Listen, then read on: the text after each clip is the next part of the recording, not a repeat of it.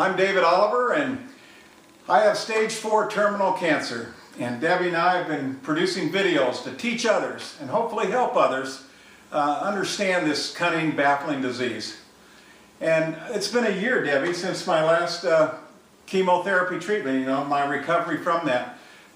Went through 6 months of chemo. And today we want to talk about the lingering side effects of that kind of therapy. Well, we're very grateful, obviously, that it's been a year. That's wonderful. But there are lingering side effects, and one of the ones I hear you talk about every day since has been neuropathy. Yeah, neuropathy is a strange deal.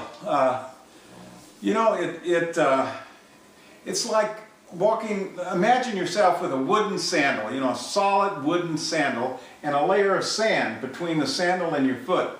Now, I don't mean sand like you'd find on a beach. I'm talking about a small layer so that when you step onto that hard shoe and feel that sand prickling and pushing up against your foot, that sensation is not pleasant, and your foot even goes numb. And do you have it other places as well? Well, I do. Matter of fact, in my fingertips. The tingling can get so bad sometimes that I can't button a shirt, tie my shoes, even put on the leash for our lovely dog Chewy. Can't quite get it on there. And I drop my pills almost every day. I take pills 3 times a day. And just getting them out of the pill case, and I drop them. A lot of people complain about pain with neuropathy, but you haven't complained about pain so much. But it has impacted your life in a lot of ways. You have any other great stories about that? Well, I do. Matter of fact, what happens is when you plant your feet, sometimes you don't remember where you put your feet. And subsequently you might turn, but not turn with your foot, which is a good idea with neuropathy. Because if your foot stays in one place and you're turning, it leads to falls, especially an old guy like me. And so falls are not a good thing. I was at a football game with our grandson, and my son was right behind me. And unfortunately my foot was planted, but I'd turn around to say, look at that, did you see that? And fall on my ass. I mean, literally 4 times during that football game. And it got to be quite, it was frightening at first and then funny in the end. And I was at a Missouri football game, big time, Missouri Tigers, and I fell forward this time, and the guy in front of me looked back and he said, David, if you want to sit next to me, just come on down. All you got to do is ask. So it was kind of funny, but it's really not a funny thing. Yeah, and sometimes you lose your balance, and I know you've gotten a cane recently to try to help with that too. That's one way we've tried to kind of adapt. What are some other ways that you've used to try to help this? Because there's no medication. That's true. I think I want to say the cane has helped considerably.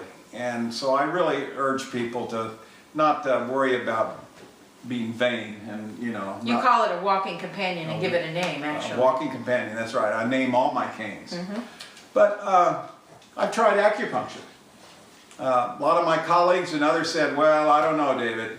And there was a lot of skepticism. And I guess it may not work for everybody, but it did reduce my neuropathy in my feet by about 50%. But that's as good as it's gotten.